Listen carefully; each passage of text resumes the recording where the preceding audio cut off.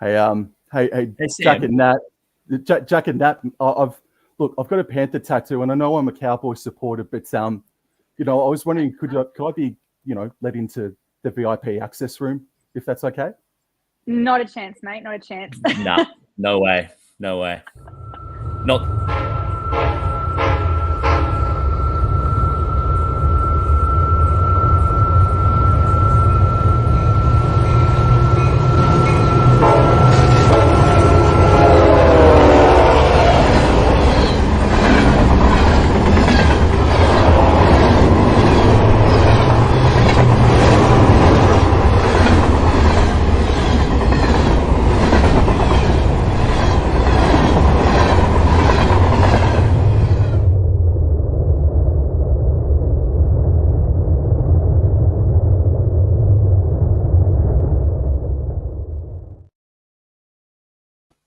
Howdy everyone, it's Sam. I hope you're doing really well. If you're new around here, I hope I can get you to consider liking the content and subscribing to the channel. And if you are a regular around these here parts, thank you very much for the continuous support. When the 2022 NRL draw was released last year, I reckon every man, woman and dog looked at this Friday night fixture that's happening in round 12 and said, skip.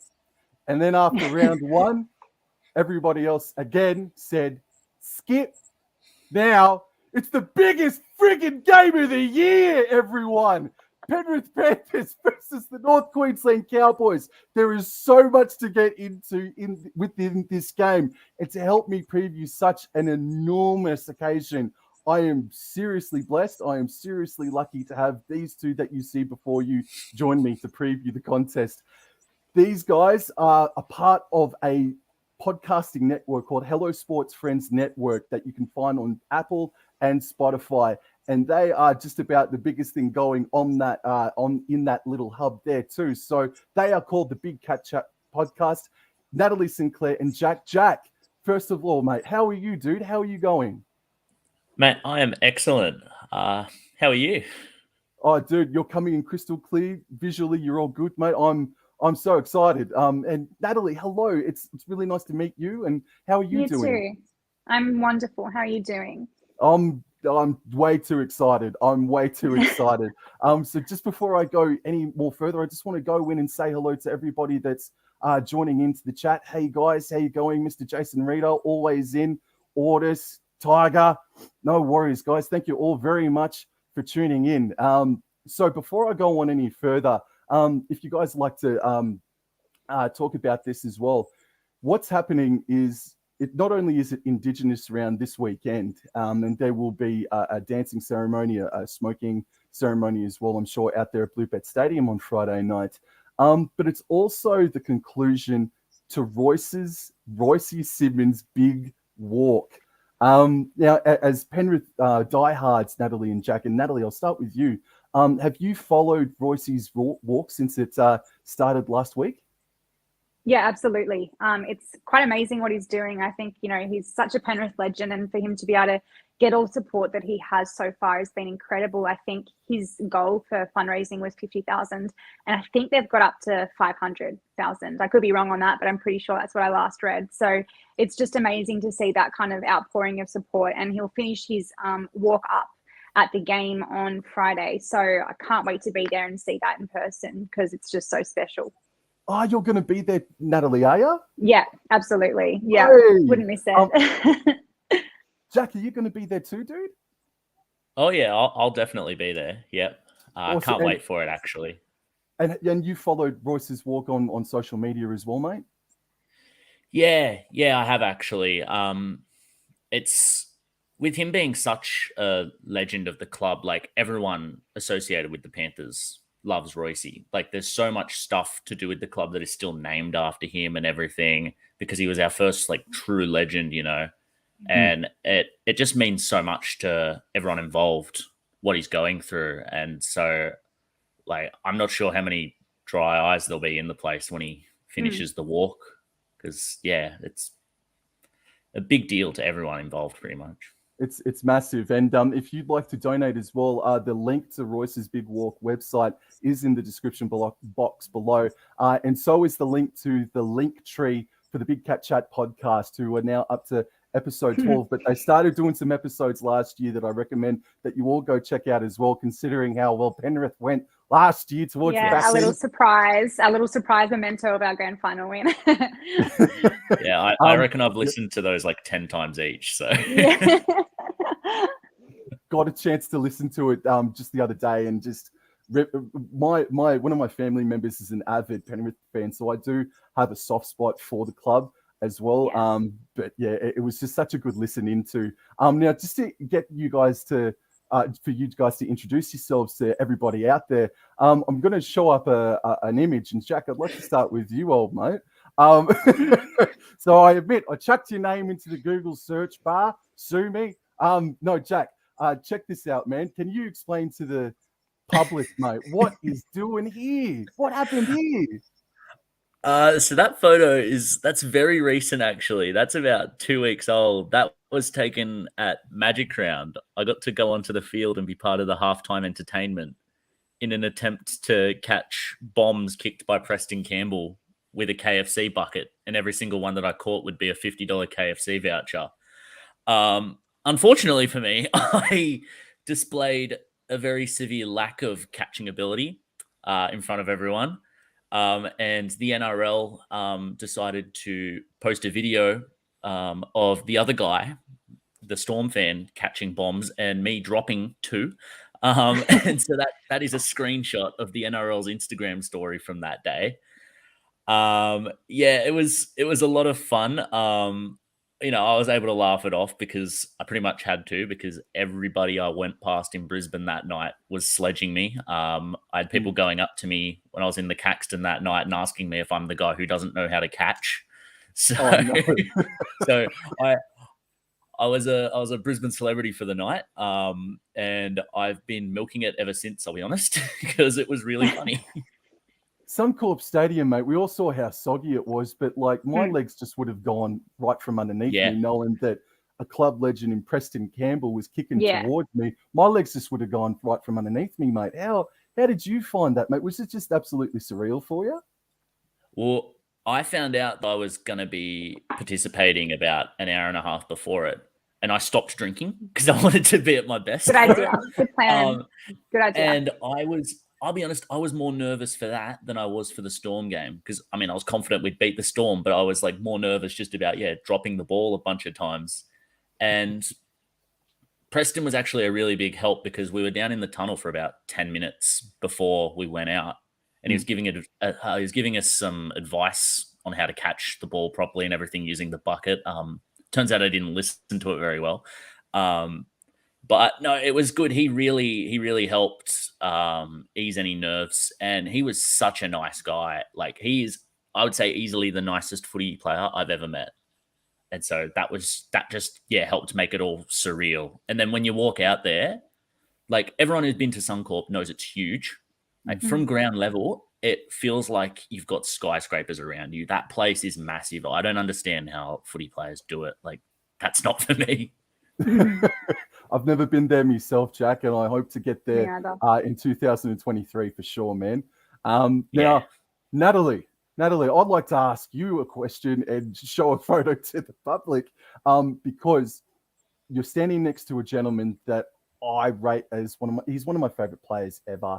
And it's just so funny, the size difference of Petro Siva to you. And yes, you're a young lass there, but my goodness gracious, what's happening here, Nat?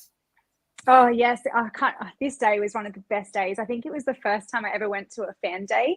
It would have been 10 years ago now, obviously, given Petro was at our team. And it was just it was pre-season. So, all spirits were high, very exciting, And, it was just the best day meeting all of them. And, I think I just saw Petro just walking along, and I took the opportunity to grab a awkward armed photo with him. That, the distance between us was just phenomenal. So, but it was just such a good day. I remember my sister was a bit younger than me. She's 4 years younger than me. So she might have been like 14 or 15 at the time.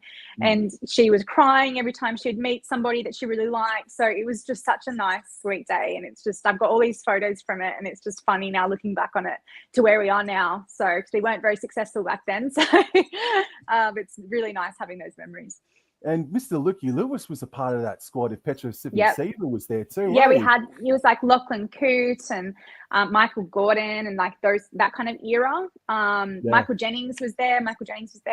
So it was just a very, very different team to what we see today. It was kind of that weird, I think Wade Graham was with us maybe then, Tim Grant, that's those sorts of players. So it was a very different era to what we have now. And, you know, still a great team, I guess, that we can, you know, fondly remember that era, but it's very different to what we're doing now. We might have to stop ourselves from talking about Lachlan Coote because I'm sure you guys must understand that I don't mind Lachlan Coote either. We better just pause on talking about him, eh? He actually went to the school, so he came from the same area as me. He went to Windsor High school, and I was at Arndell, which is like the next school from Windsor High. So he was a bit of a Hawkesbury celebrity for us. So we've got common ground there for sure, Sam. Yep, absolutely. And Natalie, I'll start with you. How and why Penrith? And you sort of touched on it there. You sound like that you grew up in the area. Yeah, I grew up in Hawkesbury, so a little bit from Penrith, kind of between Penrith and Parramatta. So if they're my two choices, we all know what the holy option is there. But for me, it was my dad was a massive Panthers fan. He grew up in Pennant Hill, so I don't know why I was a Penrith fan, but he was. And I'm one of 5 kids. I'm the eldest of 5 kids. And my mum was a Tigers fan and my dad was the Panthers fan. And just by chance, both my sister and I followed my dad and we went for Penrith, and my 3 brothers went on the Tigers bandwagon with my mum, pretty much from when we were very young. So that's where it came about. And I've just, stuck with it. My dad was a massive fan. So I just remember from like, you know, from all my memories are to do with football, all of them. And it's like the number one thing that my dad and I have talked about my whole life, and continuing to this day now. So that's why so happy now that I made that decision to go with Penrith over the Tigers. Very, very happy. And I can in a way relate to you as well. Like my mum is a massive Penrith Panthers supporter as well, and just having that special relationship with your parents to talk about footy and not sort of think about, you know, do they actually want to talk about footy with me? And it's really special. It is. It's really, really nice. And well, I think I've said this on our podcast before, but when we were very, very young, I think I was in like kindy or year 1, and we were starting out watching it. My little brother decided he wanted to go for the Sharks because he liked the animal. So I just jumped on the Sharks with him because I loved my brother. But then I started noticing very quick smart that my dad would be keen to talk about it, but he was more keen to talk about Penrith. And I'm like, I can get, 5 minutes from him about the Sharks, but I can get hours from him about Penrith. So I decided to jump on Penrith, and then here we are. So I was a dirty Shark supporter there for a very, very small amount of time, and I was too young to be held liable for that. So we'll focus on the Penrith side of things. That's excellent. And Jack, man, how and why Penrith for you, man? Well, I'm born and raised in Penrith, so it was pretty much no choice for me, really. But you actually get quite a few non-Penrith fans from Penrith because just the way Sydney is, people moved out to Penrith over generations. So a lot of people brought teams with them. Yep. But my family have just all been Penrith fans. Like my dad was a Parramatta fan growing up for a little bit, but then when he moved to Penrith as a kid, he started supporting Penrith. And then my mum hasn't always been that into footy, but she's always been a Penrith fan. She was actually at Penrith's first ever game. She was like 7 years old, but she doesn't really know anything about it, but she was there. And so my entire family have just always been Penrith fans. And then when I was in kindergarten, a few of the players came to school, you know how they do those visits. And I got to meet a few of them. Reece Wesser was one of them. So like straight away, I was obsessed with Reece Wesser. Yep. And that really got me into footy. And we just went to a couple games that year, and I didn't know what was going on at all. But I just loved it straight away. We won the grand final that year because it was 2003, but I didn't actually know what the grand final was. I didn't really either at the time. I couldn't. Yeah, I was only 6 years old, so I couldn't really grasp the gravity of the situation. Yep. And it was the next year when I started playing footy, and Penrith juniors, at least at the time, every junior player got this little pass that would get them free entry to every Penrith home game. And so from then, I just went to every home game, and I have been obsessed ever since. My mum would always say that she knew it was going to take something big to stop my Thomas the Tank Engine obsession, and it turns out it was rugby league, and specifically the Panthers. You got a fair dinkum membership for season 2004, Jack. Is that right? Yeah. What a year! Yeah. It was a pretty good year. It was a bit of a false dawn for me because we won every week pretty much, and I thought we were going to be good. Same. Yeah. And then we didn't make the finals again until 2010. There were a few more other final series in there too, mate.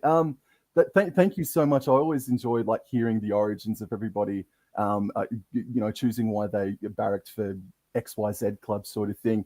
So you guys, do you have memories of the 2003 premiership? Jack, starting with you, man. I remember on the night of the game, I was sitting there watching it with my mum, and she was on the phone to, it was either my dad or my nan, and she was talking about how nervous she was. And that's how I knew it was a big deal, because at the time, my mum was a very casual fan. She's obsessed now, and she watches the grand final weekly. But what a legend. Yeah, I remember thinking, oh, wow, this must be like something different, you know? And the moment that I remembered the most, and, you know, pretty much everyone remembers this, is the Scott Sattler tackle.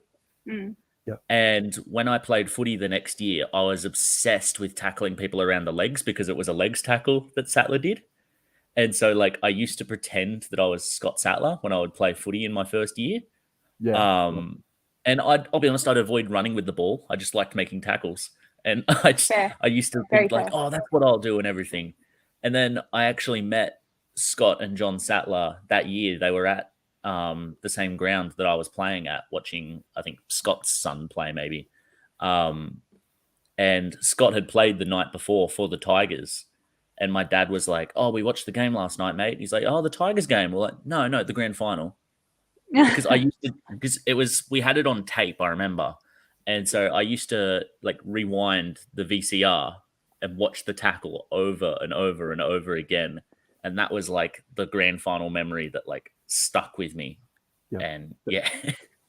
That's excellent. And I remember too, like I was only 13 at the time, and I remember the confusion and the sort of brokenheartedness that came with Scott Sattler moving on to the West Tigers as well. Like as a 13-year-old, you don't remember too much or appreciate the enormity of some games and whatnot. But I remember like Scott Sattler's moving to Wests. Are you joking? Are you joking? And Natalie, do you have any memories of the 2003 premiership? Yeah, I was only 10, so as well, I didn't really grasp the nature of the situation, but I do definitely remember, like in the paper, there was a lot of stories about how everyone who wasn't a Roosters fan was going for the Panthers, and I thought that's pretty cool. Like, you know, they're all on our side, and everyone hates the Roosters, because there was a fair few Roosters fans at my school as well. And then I remember we watched it at home, and I remember my dad afterwards. I've never seen him that happy, and I had 3 younger siblings at the time, so even after all of they were born, it didn't compare to when Penrith won the grand final. And I thought, this is a pretty cool sport if you're getting that happy about something like this game, you know. And then I just remember, like, you just kind of think, we're going to win the premiership all the time. That was easy. You don't understand at that age how hard it is. So I remember the next year we made the prelim, but we didn't win, and I was so upset to the point where my mum said if I didn't pick myself up, she's not going to let me watch NRL anymore. So I just was like, all right, we're fine. So yeah, it's just you know, the grand final, it really did help, I think, kick along, even though we're obviously already fans, it really did help kick along that obsession, I think, you know, and we'll probably see that as well with this recent grand final that we've won. There's going to be kids that really, like, you know, love Stephen Crichton, love the Luais, love the Clearys, you know, that really just, you know, get obsessed from that moment. So I'm glad that we've got another one 20 years later. Well, I sincerely appreciate the really smooth segue there, Natalie. And starting with you, starting with you, Nat. Last year, where were you, and what the hell were you doing, and what happened when they did do it? Oh, so sad that we missed out on seeing it in person. Obviously, the lockdown had happened in Sydney, so we were stuck inside, and the premiership was taken to Queensland. So I had moved out that week with my partner to Drummoyne, or Far East Penrith, and decided for the night I would go back home and where my sister was. So it's just my sister, who's a massive Penrith fan as well, myself and my fiance. And yeah, we just watched it at home, and it was, I mean, we had a real build up for that game because we had the South game that we lost, and then we had that ridiculous Parramatta game, which was probably to this day the most nerve-wracking game I've ever watched in my life. And then we had, hands down, like it was ridiculous that it was right up until 20 seconds, left, and the drop ball, and then I thought we've done it, and then after that thinking, oh God, we've got to play the Storm now. How are we going to do that? We've landed on the wrong side of the draw. We ruined it. And then coming out and, that was a pretty convincing game against Melbourne. The score was close, but I felt more confident for that one. So then to just have that last one that we had to get to against South, it was just a ridiculous feeling, and then, just watched it at home, and it was just, I remember just before the Crichton intercept, the pendulum had really swung towards Souths, and it really did feel like Souths were completely on fire. And I thought, God, there's not enough time left, but if they score now, we might not have a chance to even it back up again, and then, that intercept, how do you describe that feeling, where it's just like it's all on one end, and then Stephen Crichton just yoinks and then just runs off, and you think, holy, like, I think, the famous line, he's run away with the premiership. And that's exactly how it felt. It was short-lived because they scored very shortly after that. But it was just an amazing feeling. I cried, I think most of the Penrith fans would. It was just something that I'll never forget. Hopefully we can get another one soon that we can actually be present at, but it was still an incredible feeling. Hopefully, I'll tell you what, you're almost just about shored up. You got you guys out there in the Golden West. Maybe a couple. Maybe a bloody handful. I was watching it and with my mother, and the moment that Stephen Crichton took that intercept, there weren't any words spoken. It was just jaws to the floor from our end. But Jack, were you screaming from the rooftops? Were you bloody calling everyone you knew on your bloody phone? How was your experience last year when they won the comp? I absolutely lost it. I live in an area of Penrith where it's quite built up and recently built with a lot of apartments and blocks of flats and everything. Yeah. And every time something good was happening, I was running out to the balcony and screaming out, go the Panthers or whatever, just so everyone could hear. Yeah. Which the same happened actually after the prelim when we beat Melbourne. I ran out and people were just yelling across the street at each other up the Panthers and that, because we couldn't really make contact with people because of the lockdown in Sydney at the time. So yeah, I just watched it with my girlfriend, just in my lounge room, and I completely got into the day. I dressed up the lounge room in the apartment, and hung up my scarves everywhere and stuff like that. Bought an infinite amount of packets of balloons because I wanted to specifically get the black, red, green, and yellow ones. Yeah. And I blew them up and I hung them on the balcony, and then I blew up way too many, so I just put them on the floor. And yeah, when it happened, I couldn't believe it. It was crazy actually. When full time happened, because I don't have an aerial in my TV because I usually just stream matches on KO. Mm-hmm. But because it was on Channel 9, I streamed it off the 9 Now app. Mm-hmm. And as full time happened, the stream froze. Oh my God. And so I didn't know whether I knew we'd won, but I didn't know whether he'd called full time yet. Yeah. And I was losing it, excited because I knew it had happened. And then I heard fireworks outside my building, and I was like, okay, sweet. And I ran happened, out. You're safe. Yeah, and people are just running around on the streets and everything. And I'm on the balcony yelling out, but I'm also looking in through the doors at the TV, and I'm yelling out to someone, these random people I've never met on the street. I'm like, "Oh, boys, Brian Toto just got engaged," and like, Oh, he did, yeah.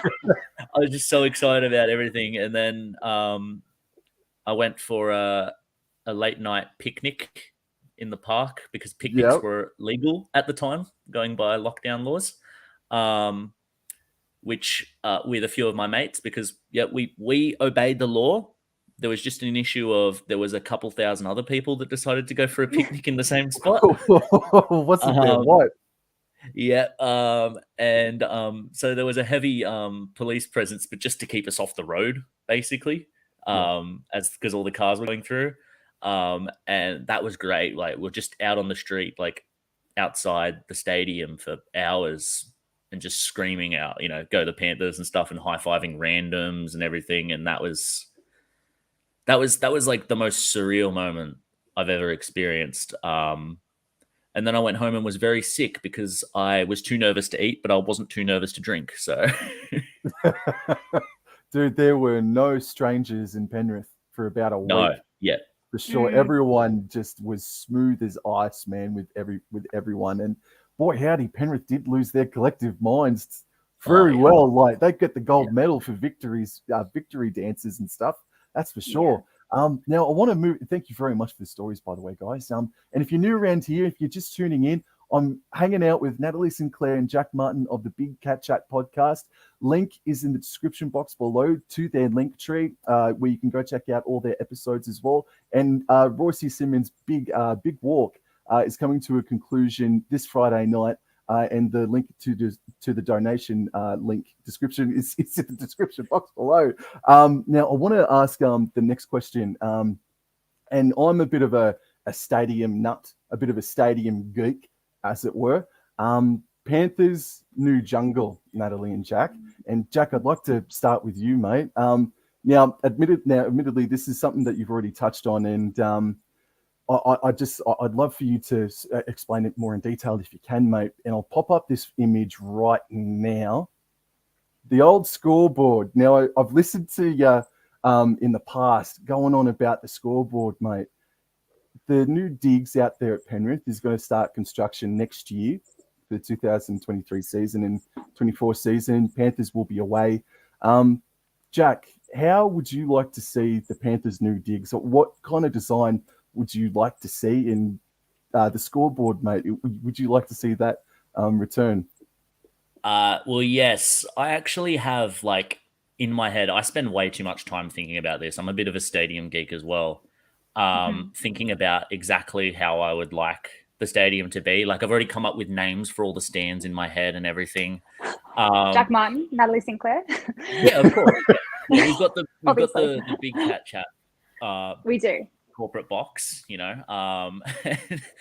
I'd love for it to be a very similar layout to North Queensland's new stadium, Queensland Country Bank Stadium, because I think I'd like the open end to be flipped with how North Queensland is. I'd like it to be at the I guess that's the southern end, because that's where the scoreboard used to be. And I would love the scoreboard to be resurrected there because it would leave room for it. And also, people who've been to Penrith Stadium on multiple occasions would probably be aware of this. You get very nice sunsets in Penrith, probably the nicest in Sydney, because we have the Blue Mountains right there, and it just makes it look so lovely. And sometimes there'll be games where it might be a crap game, but it's the 5:30 Saturday game or the 4 p.m. Sunday game, and you go, well, at least the sunset looks really nice. And I think an open-ended stadium like that really allows for more of the sun to get in, because there's also something about just it being bright and vibrant there. And I think if we did that, it would keep it'd be a modern stadium, obviously, with that layout and everything, but it would keep sort of the same vibe as the current stadium.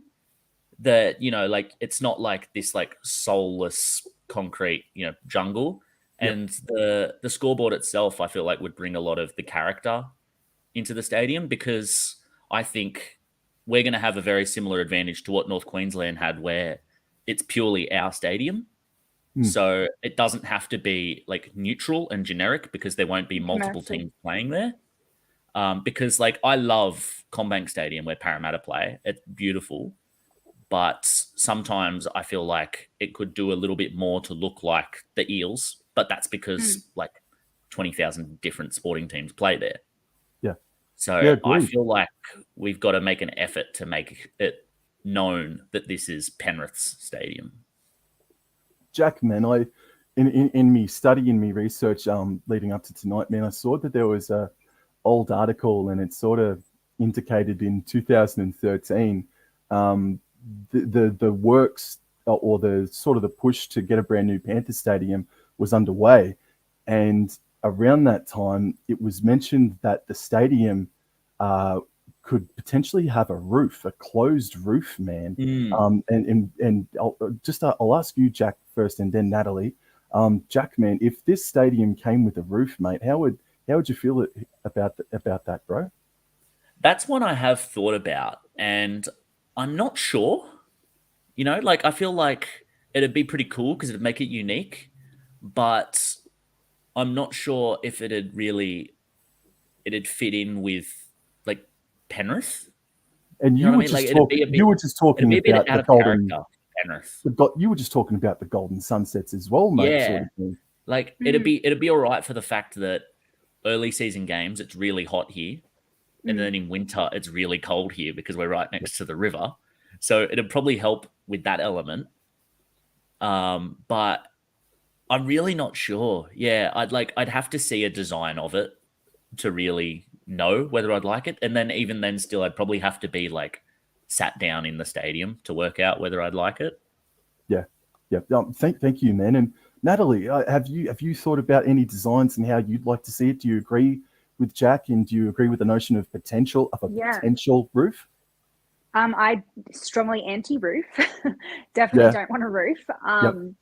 I feel like that'd be the strangest vibe, the strangest atmosphere to have a roof on a stadium, especially out at Penrith. Like Jack's 100% right. Part of even though it is freezing and super hot, that's kind of part of it. I feel like the part of the charm almost. And like I was a cheerleader at Penrith from 2013 to 17. So I really know the elements there. And like, it was like -3, you know, it gets to like -3 in like the height of winter, but it kind of does make it what it is. And I could never imagine, you know, playing footy with a roof on top of you, you know, it would just be super weird out at Penrith. So I'm really like not keen on that. I otherwise do agree with Jack that I would prefer something like North Queensland over the Parramatta one, because as much as like CommBank is a fantastic stadium, it is so good to go to, I don't go there and feel like it's Parramatta's. Like the notion of us playing at Parramatta's stadium for the next few years as our home would be really strange, except for the fact that it is at CommBank, which doesn't really feel specific to Parramatta. And I don't want that happening to I don't really want our stadium to be that commercialized. So I'm hoping that we do get to kind of keep that Penrith flavor onto it.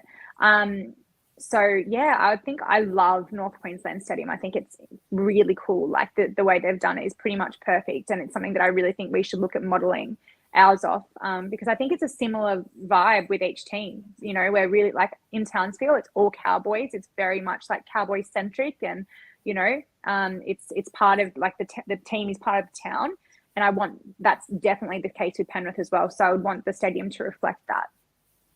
Right. Thank you. And just another question too. I guess you guys have already answered it, but I was going to ask: would you prefer the games to be played out at CommBank or Sydney Olympic Park? I think it's going to be CommBank Stadium. CommBank. Yeah, CommBank, I think ANZ has bad vibes for a core. We lost the grand final there, so we can basically never go back there. And like that's the way life goes now. And like, I went to a lot of Parramatta's home games when they were playing out of there, when CommBank was being rebuilt. And it's something where unless you're there with at least 60,000 people in the stadium, it sucks because it's too big.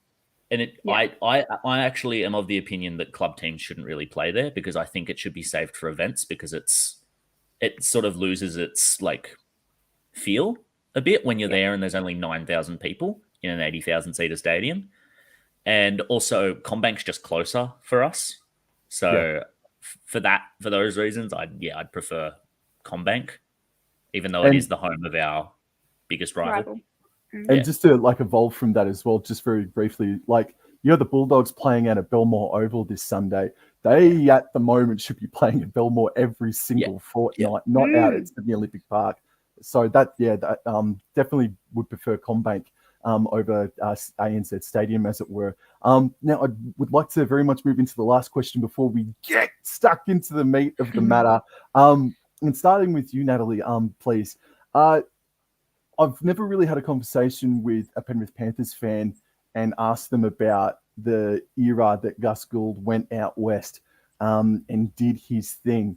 And I'd like to start with you, Natalie, and by asking, were you on board from the moment he got signed on? And ultimately, do you appreciate what he did, or is it more of a you brought in a bit of drama to the club and you can now, you stay away, you stay well away? How do you what's your take on the Phil Gould era out there at Penrith?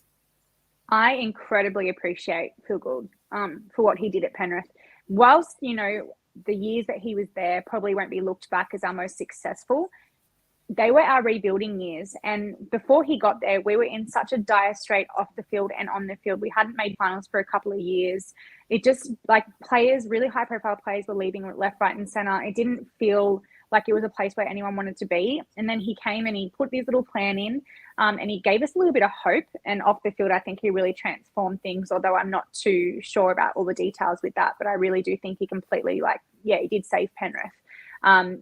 We could have, without him, we may have needed partial ownership from the NRL, kind of like what happened with the Titans. So I'm really happy that he was there in that sense. But he kind of did put this plan in place, which obviously didn't. It wasn't the 5-year plan didn't eventuate, but the 5-year plan did give us the launch pad for what we're seeing now. So it was successful in that sense.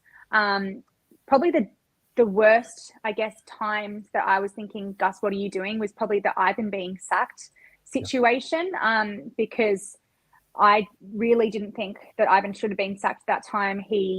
I think he's a fantastic coach. He's very, very good at spotting out the rookies and getting the most out of them. So I was really disappointed to see that he was sacked. I think it was just a case of two big personalities wanting to run the show. And obviously when Ivan came back, it wasn't going to be long before Gus was out of there. But I think that without Gus, we're not in the position that we are now, both on the field and off the field. And I'm extremely grateful for him. And I hope he can do something similar at the Bulldogs. And I hope that their fans can keep their faith in him, because he does have fantastic connections. He's got a good eye for the game. Whilst there was a little bit of drama, that came with it, I really do think that we're not in the position that we are without Gus coming to the club. So I am grateful for Gus. Yo, thank you. That's awesome. Thank you. And just also, Natalie, Anthony Griffin, would you have liked to have seen him stay, or did you support the sacking of Anthony Griffin at the time? I supported it at the time for who we were getting. It just made sense. Yeah, with Ivan, it was like you're not missing that opportunity.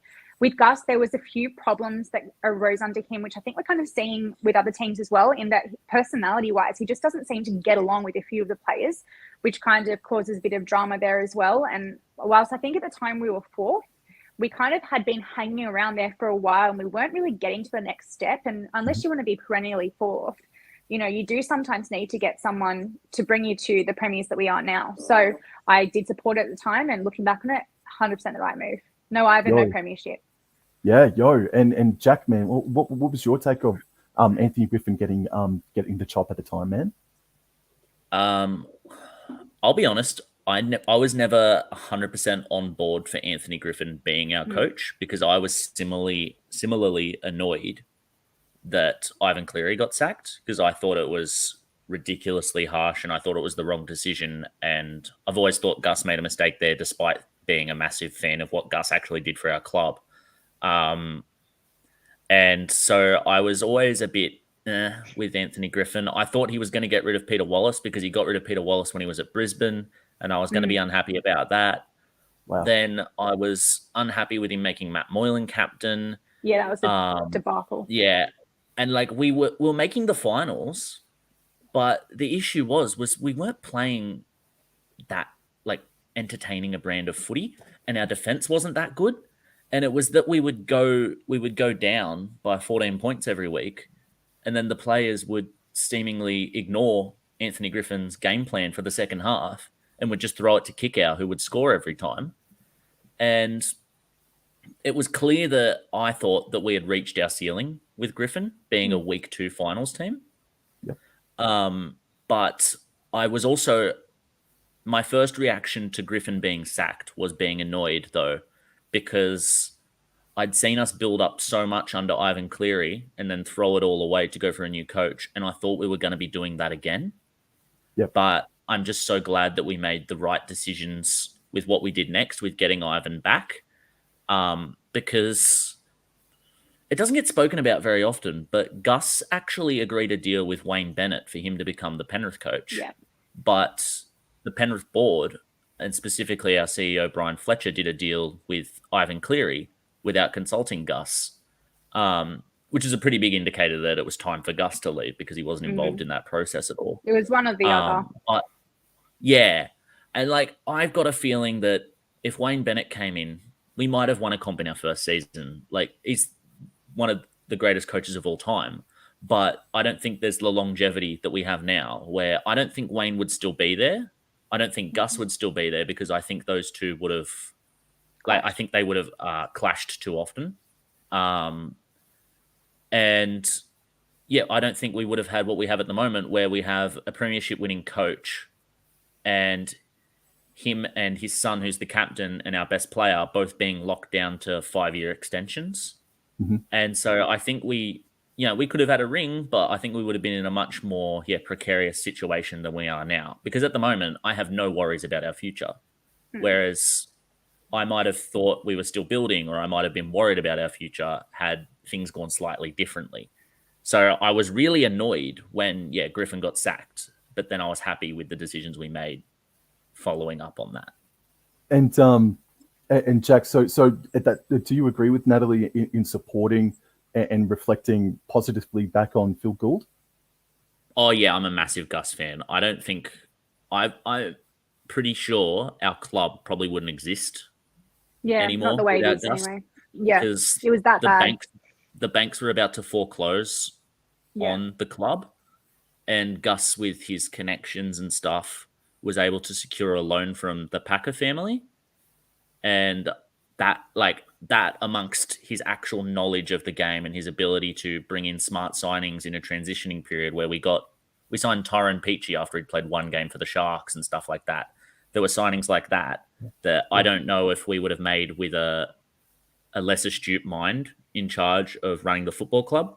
Yeah. And I think we could have won a couple comps in Gus's time at the club, but we didn't quite do it. And I think his time just ran out, and I was happy for it to end.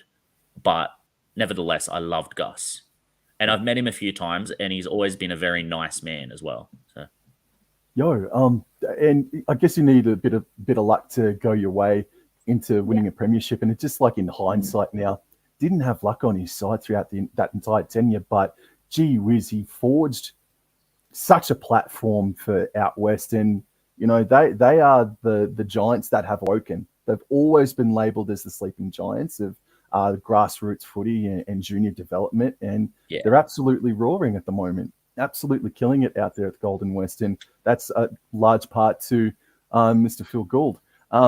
Now, if you're just tuning in, ladies and gentlemen, once more, I am joined by Natalie and Jack of the BigCatChat Podcast. You can go find them on Apple and Spotify. Link to their Linktree is in the description box below.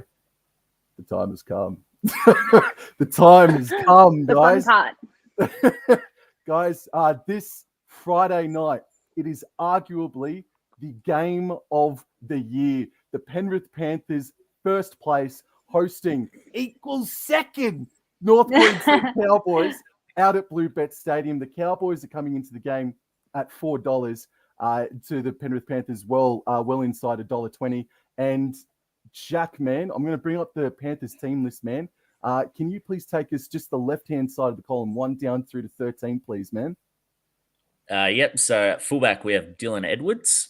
On the wings, we have Taylor May and Brian To'o. In the centers, we have Isaac Tago and Stephen Crichton. Our 5'8" is Jerome Luai.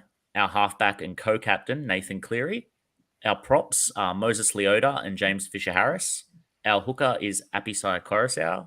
Our second rowers are Viliami Kickout and Liam Martin.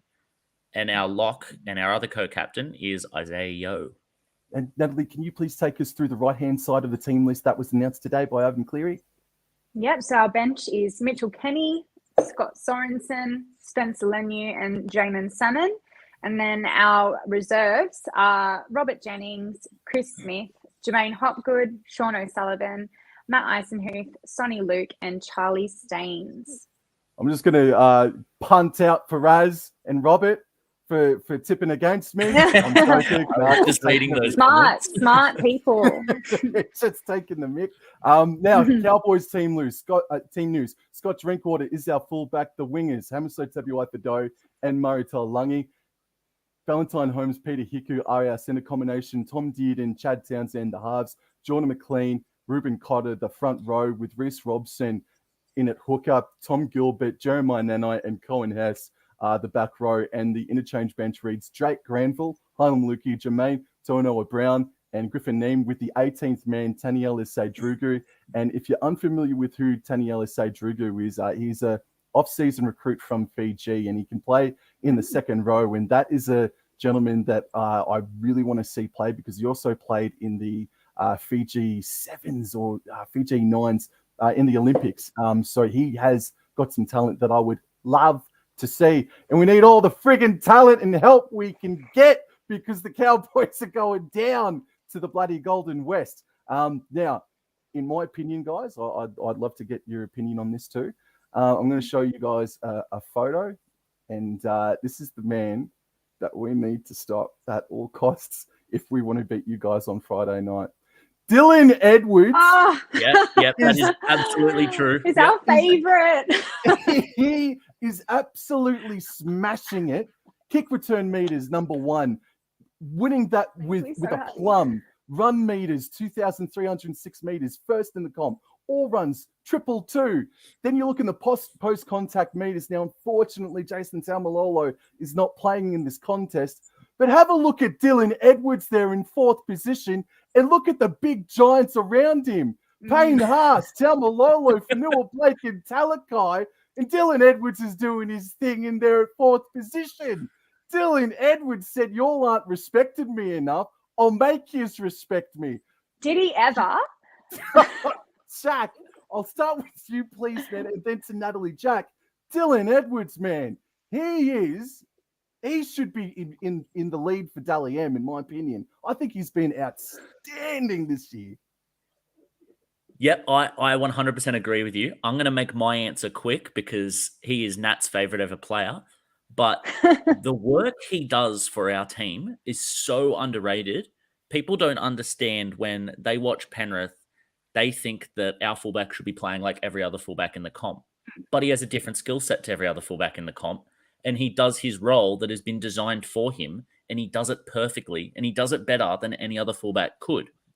And the way that he has removed things like the little poor errors and stuff out of his game has just allowed him to just shine and for people to truly see what an amazing player he is. Mm-hmm. And I believe he's still in the top 10 at the moment for the Dally M count. But yeah, I think he should probably be a little bit higher because him and Isaiah Yeo have been our best players this year, especially when Nathan Cleary was out for the first few weeks. And thank you, Jack. And Natalie, I guess the floor is yours when it comes to Dylan Edwards. By the sound, it makes me so happy. Like I think someone just popped up with a comment saying how underrated he is, and that's exactly, he's the absolute king of being underrated. I think when he first started, I think it was 2016 was when he debuted, and he wasn't 100% under the high ball. He kind of was known as had a bit of an error in him, was kind of just making up the numbers. 2019 was probably not the best season from him. So I think everyone had it in their head that he was just this plodder. But then from 2020 onwards, he's a huge reason behind our transformation as a team. And the kick return meters that he made, he just puts us in a position. It's like we get a penalty every set from him because he makes that many meters. So it's like we're getting a piggyback down the field, but it's just him doing his hard work. And yeah, like as Jack said, our team definitely doesn't need a Tedesco or a Trbojevic, that sort of player, because we have enough attacking weapons there. We just need somebody who's going to just give them that platform to be able to make that easier for them. And he does that without fail. He's awesome under the high ball now as well. So you're never really stressed about it. The other thing I think that is an underrated aspect of his game is his defense, especially this year. We've seen some dead set try savers from him, and not just the ones where he, runs down the sideline and pulls them out like he did earlier this year. I can't remember who he played. But also on the goal line, he puts his body on the line and just kind of gets himself in position to make sure that he will put his body between them and the ball and the ground.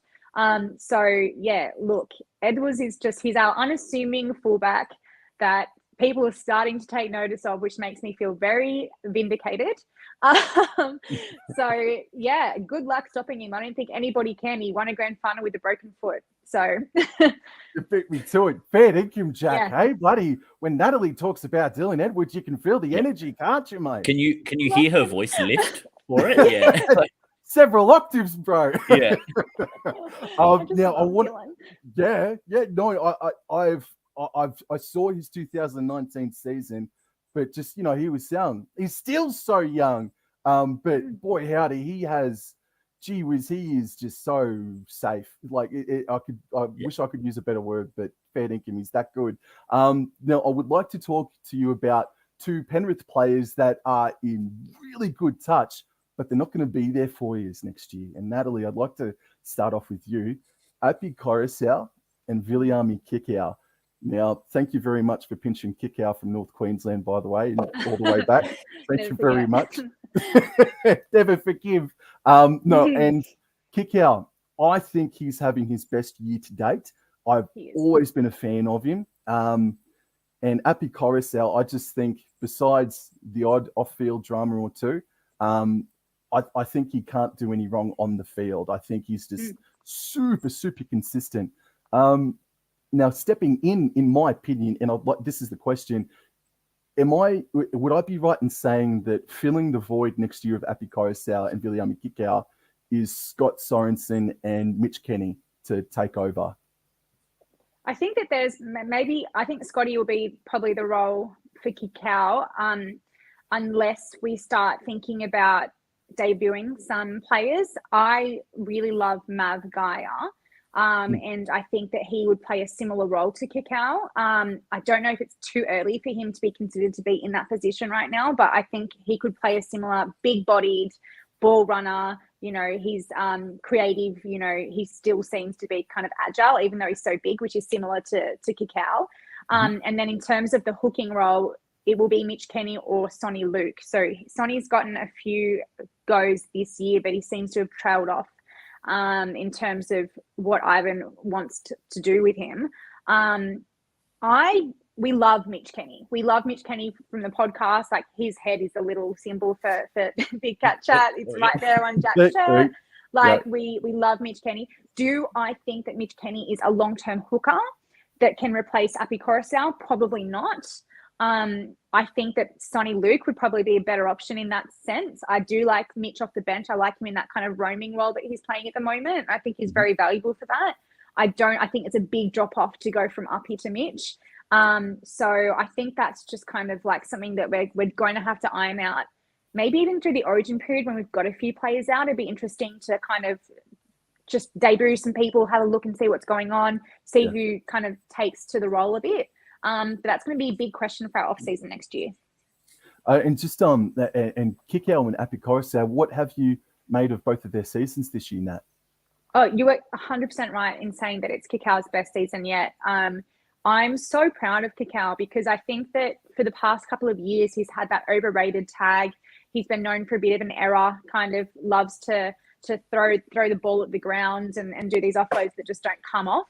But this year he's matured so much as a player. And I'm really proud of him because you'd think that after the grand final and the fact that he's signed with another team, it might be a reason for him to take the foot off the pedal or not, be as intense in how he's playing. But instead, he's taken his game to another level. I'm no longer nervous when he has the ball. I'm just excited. So I think he's just playing amazing. And then you've got Uppy, and, people do forget that when Uppy arrived in 2020, that's when things turned around.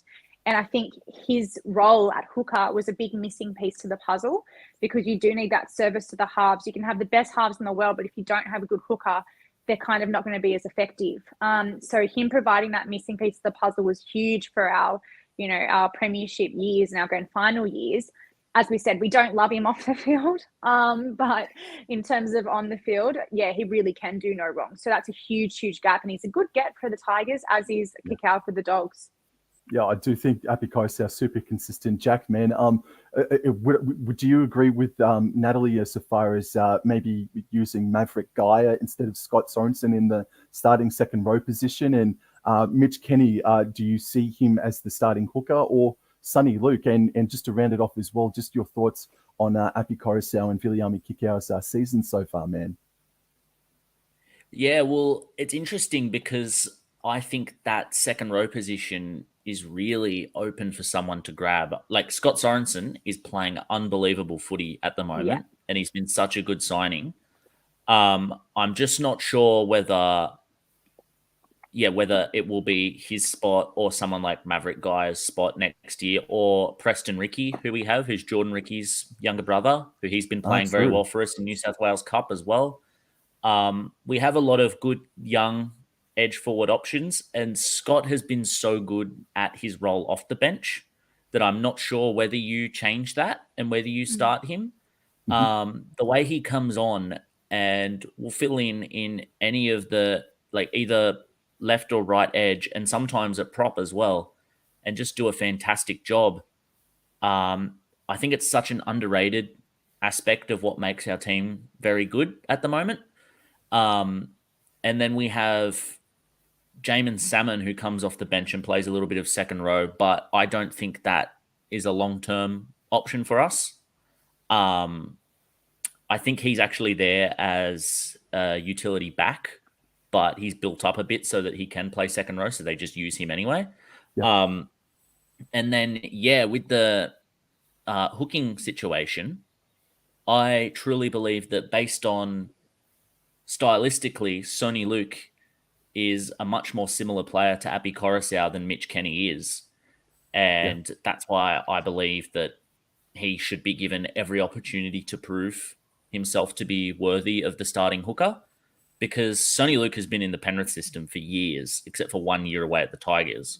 And he's come in this year and debuted at 26 when he was playing under 20s with Brent Naden and Isaiah Yeo and Robert Jennings and Nathan Cleary and all that. And he's shown that he still has that natural chemistry with the team.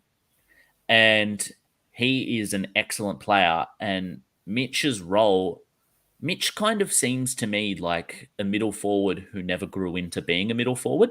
He's got the height of a hooker. Right. And he's got the good service from the ground like a hooker does.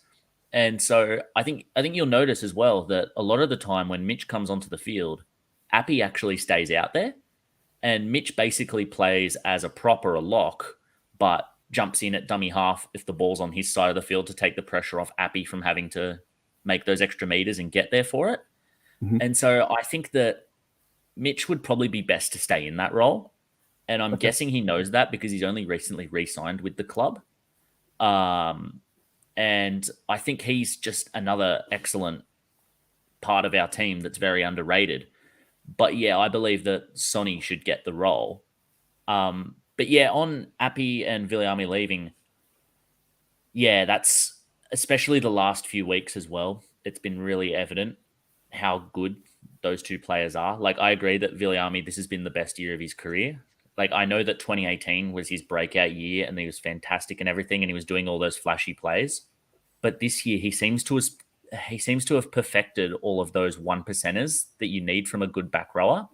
And he's actually become a very underrated workhorse in our team. And then on top of that, he has the ability to do something great.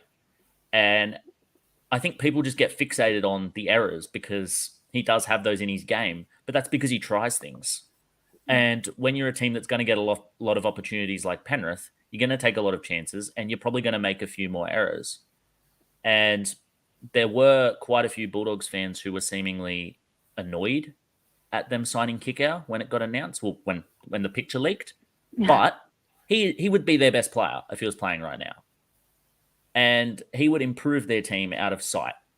And I think if you look at, like, on the weekend, for example, he got hit pretty well in a good tackle by Joseph Suwali that knocked the ball out. But then what did he do after that? He put a big hit back on him. And that's the kind of thing that Kickow we might not have seen from him a few years ago. He might have just waited for his next opportunity with the ball to do something. But instead, he was like, no, I'm just going to make a big tackle. And I think that's an element of his game that he's really developed since the 2020 grand final, where he had a bit of a shocker.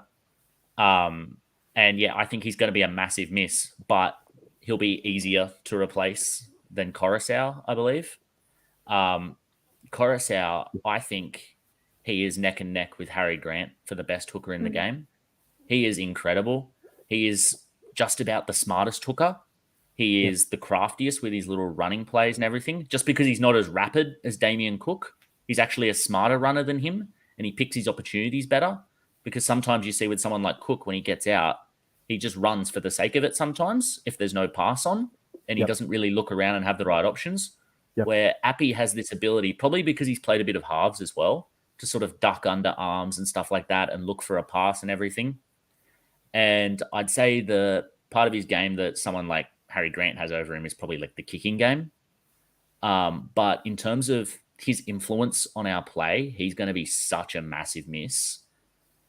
And yeah, that's an unbelievable buy from the Tigers. I tweeted the other day that I think the Tigers are going to make the 8 next year just because they've signed Api Coruscant. I think he'll improve them so much because they can defend, but they can't really attack. And I think, yeah, he'll improve that so much. It'll make Nat's family happy. Well, I tipped him for the 8 this year, and I'm still clinging to hope. There's some spots available, and you never know. There's a couple of spots available, in my opinion, just quietly. Yeah, definitely. We've got a West fan in here. Appy, come to the Tigers early, mate. You have to break the Back to back. We've got to do that first. And another ring. Yeah. Now, I want to talk about one of my favourite players on the Penrith Panthers, and I'd love to get your opinion on him, Spencer Leniu, bro. And starting with you, Jack, I think Spencer Leniu, man, must picture himself as a cannonball, and every time he hits that paddock, he acts like one. Like he's a lunatic. He is nuts. He is such an enjoyable fella to watch. And I don't know if you guys have seen as well. I believe I saw it. No, I did see about 3 weeks ago that there was this rumor that the Storm were interested in picking up Spencer Leniu for next year or 2024. Jack, I'd like to start with you, please, mate. Spencer Leniu, do you think he's underrated? Do you think he's underappreciated? What's your opinion on the cannonball, mate? I think he's a little underrated by our coaching staff. Yes, underutilized.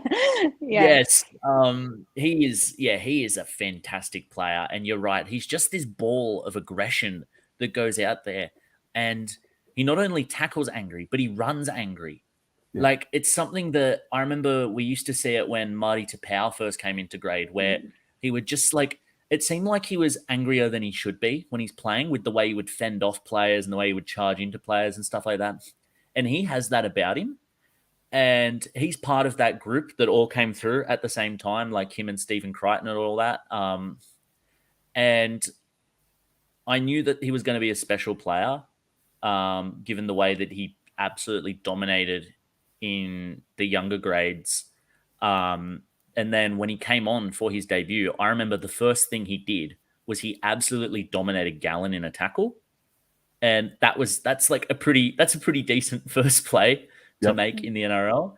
And it's one where I think he's in a similar situation that someone like a Moses Leota was in a few years ago, where he's got like all of this like aggression and this energy about him, but maybe he just needs to build up his motor a bit more before he can take that step into being a starting prop. Because you'll notice that even when one of our props are out, Matt Eisenhuth comes into the team and starts, and Spencer retains his bench role. Very true. And I think it's because, he doesn't quite have the energy but he's so good at maintaining the I guess the flow of the team when he's out there, when he's giving the starters a bit of a rest. Yep. And I think he's such an amazing player, and I really hope we keep him. But he would shine at Melbourne. Oh man, yeah.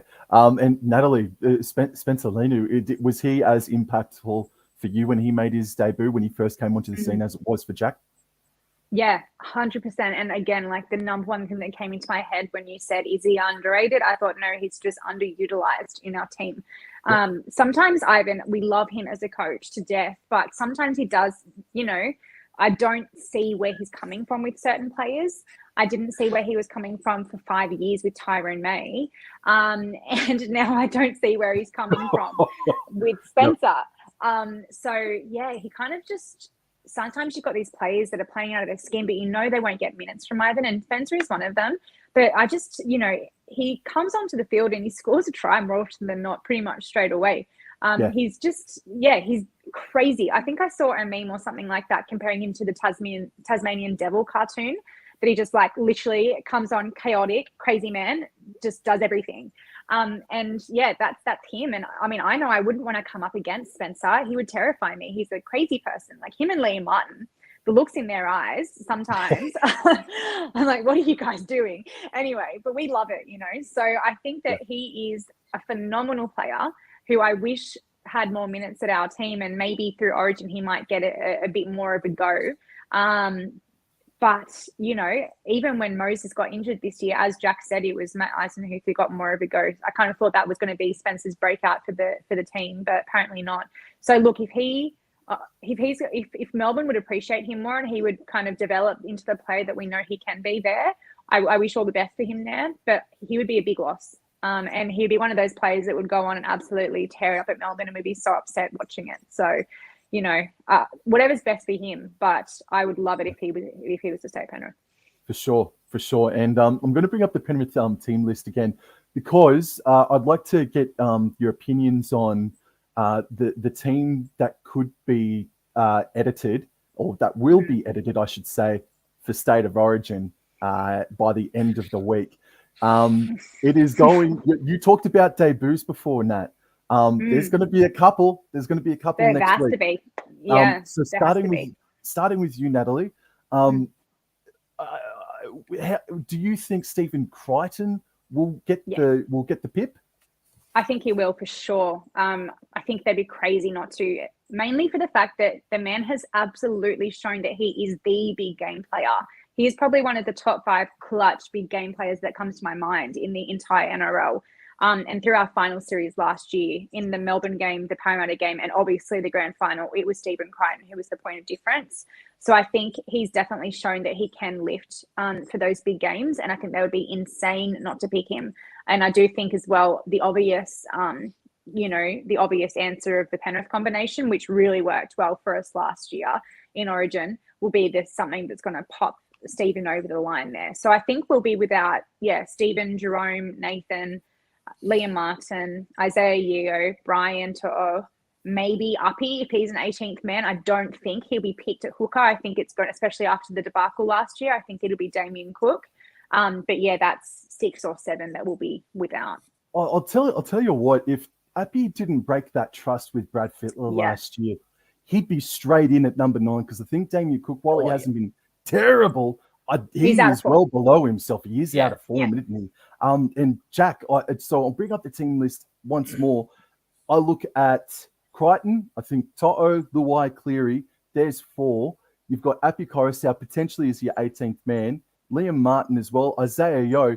There's about 7 players there already. Moses Leota, I'd like to ask you about. Moses Leota, he sort of Petro Civoniceva light in a way. He's still absolutely. That's a great enormous. way to describe him. True. Petro light. Petro light, and he was on the brink, or he did make his debut, but he was on the brink of being selected for New South Wales maybe 2 years ago, sort of thing. He's not going to be selected, I don't think, but Moses Leota, man, he's going to have to really be the leader when all these players are going to be out. I know James Fisher-Harris is still going to be there. Don't get me wrong, but Moses Leota is going to have to sort of step up next week when you've got half the team out playing bloody Origin, mate. Yeah, definitely. And you're right in that Brad Fittler actually mentioned that he might pick him like back in 2020 when they were picking the extended squads for Origin due to the weird situation we were in that year. And yeah, I agree. He won't get picked. I still think it'd be a good pick for the Blues, but yeah, it's definitely gonna fall on his shoulders a bit more than it ever really has before. Because in that forward pack, I don't think as good as we've been saying he's been this year. I'm not sure if Kikau is much of a leader or like a captain material. He needs to focus on himself. Yeah, and the captain for the team, it'll probably be Appy because I agree he probably won't get picked due to what happened last year. Well, the thing was that I think going based on who's been our captains based on availability over the years, I think Appy's our third choice, Fish is our fourth, and Dylan's our fifth. So it's like we've got three like leaders out there, potentially two, as opposed to what we had before when we've got, Nathan and Isaiah. And then I actually think Stephen Crichton's a very underrated leader for the team because he's actually the senior backline player now for the outside backs. He's 21. And, That's crazy. Yeah. Yeah, he's a veteran. He's a veteran in our team. Veteran. I think he's a do what I do on the field kind of leader for the team because we've seen with his antics last year with Joe Tarpany and that he's not scared of anyone and he's not intimidated by anyone and he just likes to get out there and play footy. And I think he would he's someone who would love an opportunity like that for him to be like one of the only ones out there. But like he will probably be playing for New South Wales. So it is going to be like a lot on Moses' shoulders that isn't necessarily always there. Yeah. Because I remember there was a story a couple of years ago that the Panthers bugged James Fisher-Harris's training shirt to see if he talked enough out there on the training field to see if he was worthy of being the captain. And obviously they never made him the captain. So I've got a feeling he's not the biggest talker out there. So that might be something where Moses then has to lift and play that role. And then I also think someone like, because Liam Martin should probably get picked, Scott Sorensen will start. And I think he's an underrated leader in the team as well, because he's played for quite a few years now. He's probably like 27, 28, when a lot of this team is like 23 or 24 at the most. And I think it'll be interesting, like him and then Eisenhuth coming in seems like a leader as well.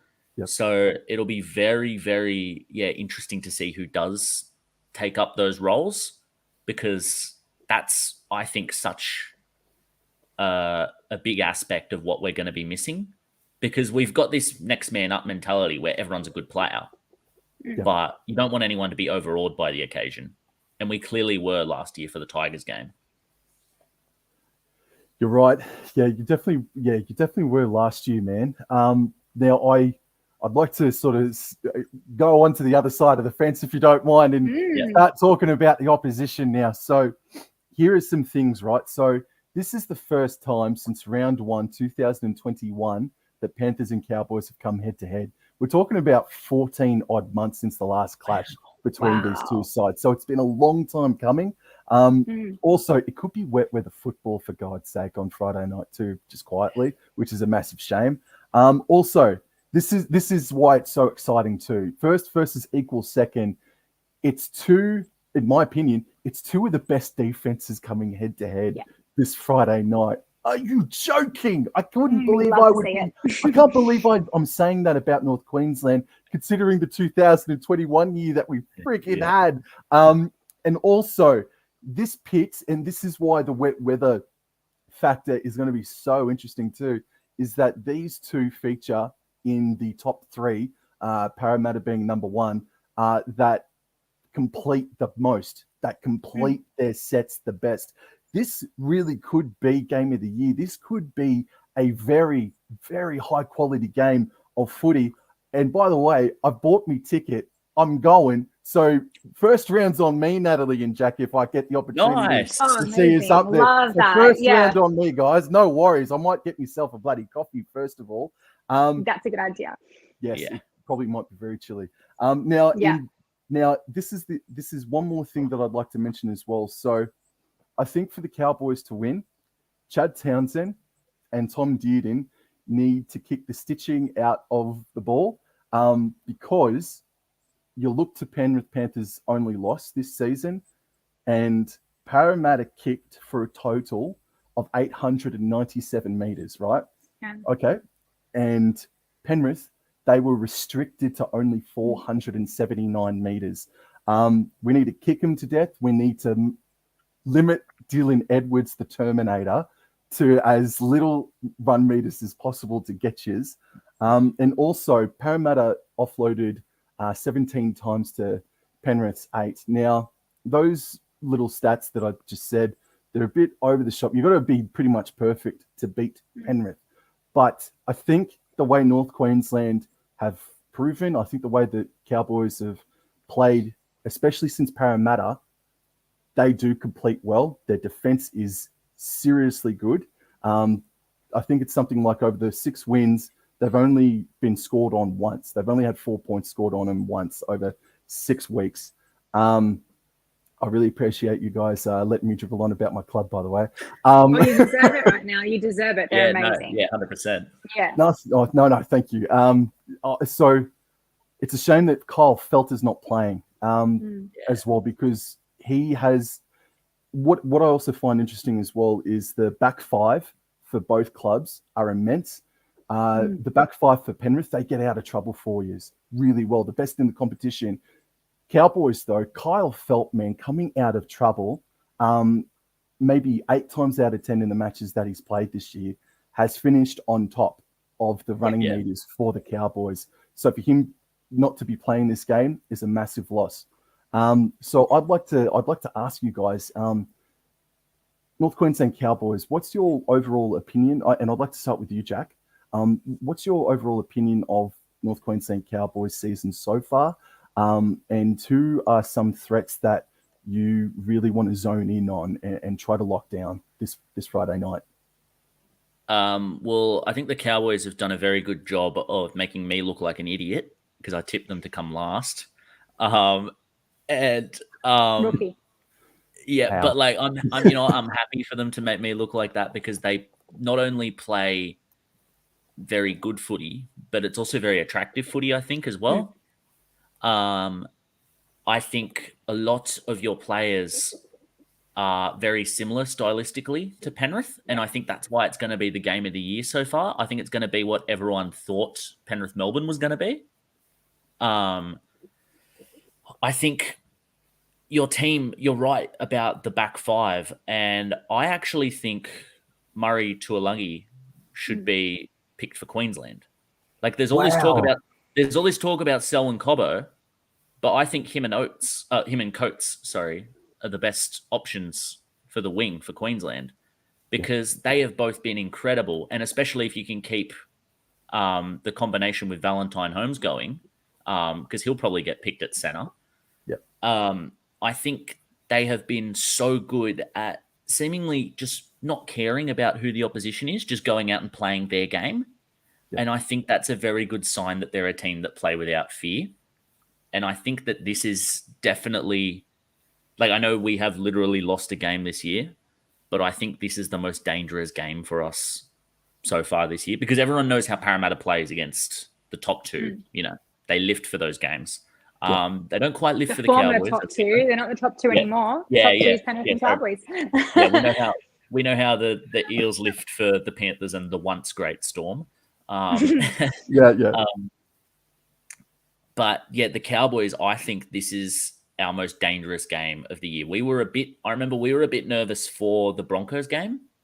Yeah. And then we were also nervous for the Parramatta game. But yeah, I am definitely more nervous for this than I am for either of the others. Because I also think that people aren't quite giving the Cowboys enough respect for how well they're doing. Like we're kind of going, oh, wow, good for them, but not taking them too seriously, like thinking that they're probably going to fall off at some point. Yeah. But I don't see it happening. I see you guys as a genuine premiership threat at the moment, because I think if you look at the style of footy that's being played, it's the kind of footy that does win premierships. Yep. And who knows, it might be a little bit early, like maybe 12 months too early, but I don't think it's too far off to say that they could at least make the grand final. And I don't think it's too far off to say that they could beat Penrith. I think when you look at, you got a back rower like Nanai, who is scoring 10,000 tries every week. He's like 2018 kick-out. And any team with a player like that in them has a chance of winning a game. Mate, what you just said could bring a tear to a glass eye. Fair income. that's so, yeah, no, it's what you touched on just then about not getting enough respect. I just think it's still just, even as a Cowboys fan, I'm on cloud nine right now, and it just is unbelievable. Like, with all due respect to the boys, like, what? We came 15th. We were the worst defensive team in the competition last year. And for it to turn around so dramatically, it's sort of like denial. There are so many people in denial, and it's just still so hard to sort of come to terms with that. Yeah, they are going to be playing finals this year. Top four, it's still in the mist, admittedly, but they're playing finals football, and it's concreted, in my opinion, that's concreted because of the style that we're playing with. And it's also because we haven't even hit the halfway mark yet. And it's just such a drastic turnaround that, yeah, even for me, it's still hard to believe, man, and sort of accept, but I'm still bloody hopping on the bloody train sort of thing, bring it on. And Natalie, I'd like to ask your opinion on the North Queensland Cowboys, if I may, please. Talk to me, Natalie. Talk to me. I am obsessed with the Cowboys at the moment. I think as well, we understand that feeling of what is this, because our team came 10th the year before in 2019, and then we just rocked up. We beat the Roosters in week 1, and then it started rolling together. And I think a similar thing's happening with the Cowboys now, where everyone's like, oh, well, it'll drop off eventually, or they're only playing teams that are below them, which is hard to not when you're coming second. Or, like that kind of narrative, which we had for like 2 years until we won the premiership. And everyone just thinks it's a phase, it's a phase, it's a fad. But you look at your games and you're playing incredibly. You're winning all the games that you should be winning. You came out last week and made a massive statement against Melbourne, because I know they had a few players out, but everybody has some players out at some stage. That's not an excuse to go down like that, like they did against the Cowboys. And the Cowboys brought it in order for them to defeat them like that. And I just think they're playing, what I'm most excited about for this game is that we do play such similar football. And I think that tactically as well, we're seeing the Cowboys mimic Penrith in that they are defense first, super, super defense focused, which means that you might not score 100 points in the first 10 minutes, but that's okay. They know the points will come. So they'll put their defense first. They'll kind of strangle the other team into submission, really, where they just defend them and defend them and defend them. The other team just gets frustrated, makes errors, and then the Cowboys pile on the points in the second half, which Penrith also do. So we haven't really had a team bring our own game to us yet. In the past couple of years, the teams have really played more of an attacking brand and just tried to beat us that way, which hasn't really worked. So I'm just so intrigued to see how the Cowboys are going to bring our own game to us and try and beat us at our own game. I think And may I ask, Natalie, what players on the Cowboys side are you wanting to zone in on this Friday night? So I'm very conscious that when we played Parramatta, the halves did kind of tear us apart a little bit in that it was their kicking game. So I'm really looking at Chad Townsend for this game, who I think has been an incredible buy and has really just done such a good job for the Cowboys this year. Another player who I think is really, really good for the Cowboys at the moment is Ruben Cotter. So he's the other one that I'm really like, hang on. How did I forget Ruben Cotter, by the way? Got so excited that the phone just decided to fly away. There we go. We're good. Ruben Cotter got me that excited. Anyway, So Ruben Cotter, ridiculous. He's just in ridiculous form. I think he's going to be picked for Queensland. It looks like he might be. He should be in any event. And I think that, like those two players, they're going to try and nullify their opposite position. And that's important that doesn't happen for us. So I couldn't pick who's going to win this game. I'm so excited for it, and I think it's really going to deliver. So I can't wait. I'm with you guys. Look, for me, Penrith, the main player that I want to zone in on Friday night, not that his position is in any way under threat, but I just think Luai, for the past fortnight, has warmed up to the task rather nicely. He scored a double last week, scored a try against Melbourne. He's been fantastic for 2 weeks in a row, and I think he will want to make it a trilogy of great matches leading into State of Origin. I think his timing is run perfectly, and I think Luai is the key. He's going to be crafty for me as well for the North Queensland Cowboys side of things now. And I'd like your opinion on this, Jack, as well, please, mate, and Natalie, of course. Valentine Holmes is going to be lining up against Isaac Targo. It is the veteran versus the junior in this occasion, and Peter Hiku is going to be lining up against Crichton as well. Those are right there for me. They need to be our two best men on the paddock. Yeah, Chad Townsend needs to do his kicks. Yes, Hammer does need to come in, get involved, and do some nice sweeping plays and get injected. But if Hiku and Holmes can sort of be those veterans, those pillars of strength, and limit Tago's movements and Crichton's just, blistering speed and just silky skills, man, I think that can go a long way. For you, Jack, and admittedly, this is a question without notice, and I apologize, I wasn't intending to do so. In your opinion, is that the key to victory this Friday night? Though, are those two battles, those centre battles, are those the keys to victory this Friday night, or do you see another part of the game that will be the key to unlocking the victory for Penrith or Cowboys this Friday night? I think they definitely could be, because I think you look at the Holmes and Tago side, I feel like that is like just all out, both attacking each other. And I don't necessarily think either is a weak defensive center, but I still think they're the weaker of the pairing for both teams. And I think both those players score a try on Friday, I think. And then on the other side of Hiku and Crichton, I think Hiku is in the conversation for Buy of the Year. I think he's a fantastic player, and I loved him when he was at Penrith. He just got squeezed out because we had like 1,000 centers at the time. Him and Stephen Crichton, I think they're the two players who can, they will do their job. They will be very good defensive centers in this game, and they will clean up any rubbish that comes out their way. Yep. But in a game like this, sometimes you just need a player to produce one moment of spark. And I feel like all four of those centers have the ability to be that game breaker. And so it very much could be, because we know what we're going to get from the forwards. They're all just going to beat the crap out of each other. We know that the halves are all going to be, kicking and scheming and working their way through this game. And the fullbacks are quite different, but they're both going to bring their own strengths. Yep. And yeah, I think it definitely could be, because I hadn't really considered it until you said it, but I think you're right that this game could come down to a late try from a center, or it could come down to a try-saving tackle from a center, basically, especially when they also have the job of, at some point, they'll have to deal with the opposition's back rowers. And both teams have good back rowers as well. And especially close to the line, how many tries have each team's back rowers scored this year? Yeah. It'll be very, very interesting to see if the game is won or lost in that part of the field. Yeah.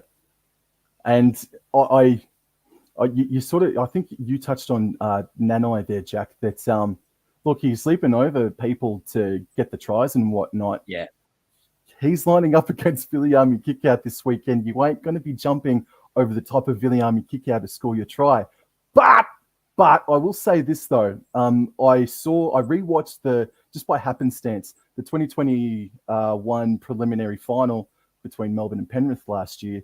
And there was that try that sort of bamboozled for Ryan Pappenhausen, that bamboozle kick out. So if Chad Townsend or Tom Dearden can put in a weird old grubber kick in behind Viliami kick out and sort of have that big frame sort of wobbling about and turning around at a sort of snail's pace as well, maybe that's where Nanai can score one of his now famous tries from a kick sort of thing. And Natalie, I'd like to ask you, it is a question without notice, I apologize, but what sort of key battles are you anticipating will get the win for either side on Friday night? Is it the centres or is it fullback versus fullback? What are you most looking forward to? I actually do think it's going to be a backs battle, which is a bit different because we usually we do kind of win in the forwards a lot. I think the Melbourne game, we absolutely dominated them in the forwards, and that's how we won. So I think it is going to be a real battle of the backs with a lot of teams looking to them, especially attacking wise. So I think that you're exactly right when you talk about these centre combinations and how they're going to go up against each other. In respect to Tago as well, he's had a few unhappy games this year, and those games we haven't played too well in as a whole. So it's almost like his performance is reflecting on the team's. So I hope that his confidence is back up after the last few weeks and he's not overawed by the occasion against someone like Holmes. So I guess we'll have to see what happens there. But I think that, Hiku and Holmes are going to have to draw on their experience to try and kind of come over the top of those players. And, you do actually have a few older, calmer minds in your side, which perhaps we do lack. I think you do have a few players that have a little bit more experience in their position than we do. So I think that's something that they can draw on as well, because whilst it is definitely a positive that we are young and we're not scared of anything and we play with no fear and things like that, sometimes the experience can let you down a little bit, which is what happened, let us down, which is what we saw in the 2020 grand final. So I think there's just a few little things the Cowboys can draw off to try and get the wood over us. But look, I think the odds are crazy, to be honest. I don't think the Cowboys should be at $4 at all. I think it should be way closer to Penrith in that respect. I know that there's no Tamalolo and no Felt, but Lolo hasn't really been playing many minutes this year. Really, I think I don't know if it's Todd Payton. I don't know. It's just the way he likes to, I guess, run things. But I don't know. I think Felt's probably going to be a bigger loss at this stage for the Cowboys. Yeah, no, I completely agree. I mean, Jason Tamalolo only played half an hour 2 weeks ago, only played half an hour last week, and they still got the job done, which is great to see. It shows that they are playing for each other. They're playing together sort of thing. So final time, Jack, starting with you, please, man. Who's going to win? Final score and an anytime try scorer from you, please, Jack. Okay. I have been thinking about this all day. I'm going to have Penrith win 25-24. I think it's going to go to Golden Point. Oh, my God. It'll push the 8 o'clock game back. I think, what else was it? It was anytime first try scorer? Anytime. Oh, anytime? Okay. I will go. I'll give you 2. I'll give you Tago and Holmes. Okay. 25-24. I'm going to, oh my God, the heart's going to be beaten now. The chest, Golden Point, extra time. Sweet. And Natalie, what do you tip? Anytime try scorer and final score, please. I think final score, I'm going to throw back to the grand final and say 14-12 Penrith. I think it'll be low scoring given the fact that we're so, both teams prioritise defence. And I'll give you one from each team as well. I think it's got Stephen Crichton try written all over it this game, maybe against the run of play. And I think Nanai will bamboozle us. So I think it'll be Crichton, Nanai. Put your house on it. Thank you. Your house. Yeah, exactly. Well, house. And what could go wrong? Me, I'm gonna back the boys in. The Cowboys are going to come down. They're going to come down to the foot of the Blue Mountains, and they're going to win something along the lines of 16 points to 14. And it's going to be because Valentine Holmes, his conversions has been really good. We're going up in sixes, and that's something that every club needs but don't have. So I go Cowboys 16 points to 14. I am also going to go on the right-hand side, but not Holmes. It's going to be Murray Tuilagi that's going to score a try. And for the Penrith side of things, you gotta have an edge back rower. I'm gonna go Viliami kick out to score an anytime try on us as well. I think it has all the hallmarks to be an absolute classic. And you're gonna be there, Nat. You're gonna be there, Jack. I'm gonna be there. Again, the first round is gonna be on me. Thank you so much for your time. I really didn't anticipate to go this long, but I appreciate your time so much. I've really enjoyed your company tonight. And everybody, please go and check out the BigCatChat podcast. The link to the Linktree is in the description box below. Just final words, starting with you, Jack, then Natalie. Jack, any final words, man? No, just thank you very much for having us on. I really enjoyed this, and I can't wait for a great game on Friday. Thank you very much. And Natalie? Yeah, thank you again. Loving the Cowboys this season, loving having something a bit different, not your Storm, Roosters, Rabbitohs. It's, love seeing Cowboys do well, love seeing Brisbane do well. Hopefully not too well this week, but good luck all the same. Thank you very much, guys. Again, link to the BigCatChat podcast is in the description box below. Everybody have a very nice weekend. It's Indigenous Round as well. Pay respects to the elders too. And also, Royce Simmons is going to be in the house at Bluebet Stadium, if you don't mind. Plus, I hear it's a sellout. Or nearing. Bring it on. Bring on Friday night. Game of the year. Penrith versus North Queensland. Have a great weekend, everybody. Adios. Thank you.